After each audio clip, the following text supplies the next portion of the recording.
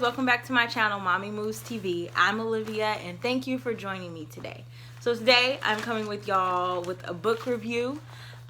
This is probably going to be one of the best books that I have read so far in 2019.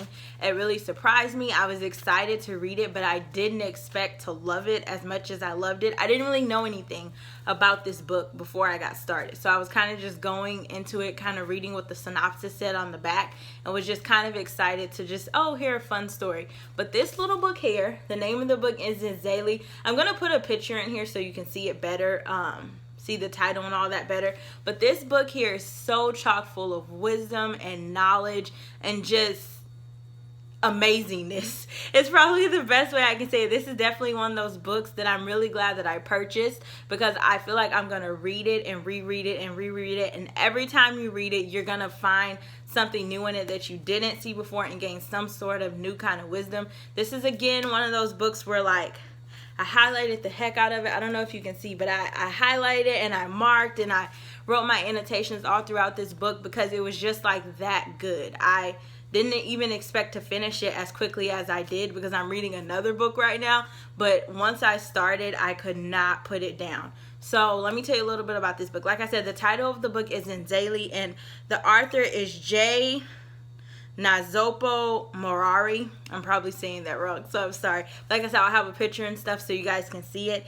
And it's called Zenzele, A Letter for My Daughter. So in this book, it's a Zimbabwean mother writing a letter to her daughter who is away finishing college in America. She's going to Harvard. And so she is writing a letter to her daughter of all the things that she wanted to tell her and she didn't get to tell her like before she left, and all the things that she kind of wants her to remember, and all the things that she wants to stay with her while she's away. So yes, so the book is 194 pages. So like I said, it's not a really long read, but like I said, I just really didn't expect to finish it as quickly as I did. And then I have notes, so that's why I keep looking down. What I liked about this book, I liked this book because it had all the emotions in here. There were parts where I was laughing, there was parts where I wanted to cry. There was parts when things happened I was like, yay, I was so excited. And there was also even a lot that I learned about this book. Like I said, it's a Zimbabwean mother. So the mom had lived in Zimbabwe all her life. She also went abroad to go to school and things, but she moved back to Zimbabwe once she was done. So she lived in Zimbabwe before it was called Zimbabwe, when it was called Rhodesia, and the Europeans were there. And so she is just kind of telling her daughter all the things that she learned through her childhood all the way to where she is now. And now her and her husband and her family is a part of the Zimbabwe, which I guess you would call like upper class. Like they live in a really nice neighborhood. Her husband's a lawyer. They have maids, like all these things. They're very wealthy now. And so what she has learned throughout her life, she talks about lessons that her sister taught her. Her younger sister is a freedom fighter. So she was a freedom fighter for the, what is the word I'm looking for? Fighting for the freedom of Zimbabwe so that they can be free from the Europeans who were in that country. And so that was also very interesting. I learned a lot about the history of Zimbabwe, which I didn't know. And then also reading this book, learning about their history and kind of like what they went through as a people. I feel like a lot of it I was able to relate what we go through as African Americans here in the United States. Obviously, like, it's very different because the Europeans went into her country. Well, I don't know. Maybe it's kind of the same. The Europeans kind of went into her country and they felt like they found it. Like there was no one there before them. They found it. And so they had a right to be there because they built everything there. And so what the people of Zimbabwe were fighting for is to get their land back, to be given back to them, to be free in their own land. They, just like here how we had segregation and Jim Crow, they pretty much had the same thing there in Zimbabwe. There was whole areas where they were not allowed to go because of the color of their skin, even though it was their country. So that's what I thought was like really crazy. And yeah, I just thought that was like really crazy. I didn't know all those things about Zimbabwe, so that's really good. Some of my favorite quotes from this book it says, being black sometimes means waiting an extra 5 minutes in the queue, being ignored and dismissed by the sales lady in the boutique because she does not believe you are going to buy anything. It means tolerating long, rude stares in distant cities like Madrid and Warsaw. So like even little things like that, like she is someone who's from Zimbabwe, but even hearing that quote, I'm like, you can relate to that as being someone who's African American and living in the United States. Like those are some of the quotes there. And like I said, this is just a really good book. Another one of my favorite quotes is, it says, "One of these is your color. In our country, you're accustomed to every shade from caramel to charcoal.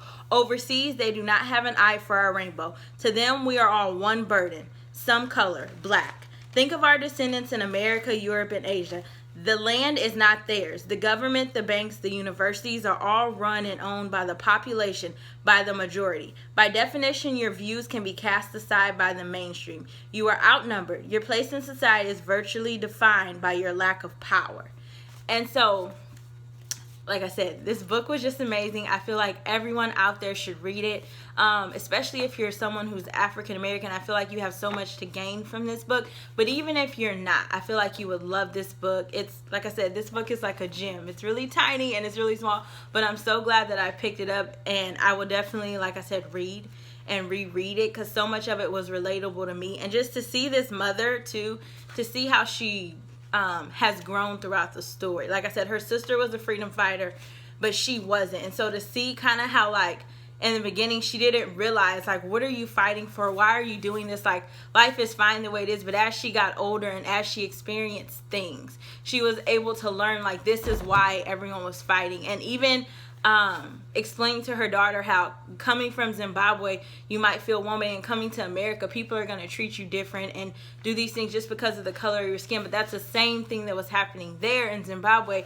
It's just her daughter didn't grow up during that time period. So she was used to growing up in a place where she was the majority, where no one looked at her strange because everyone looks like you. So coming to America, it was almost like she was coming to like a culture shock. So yes, I just think this was a wonderful book. I give this book a 10 out of 10.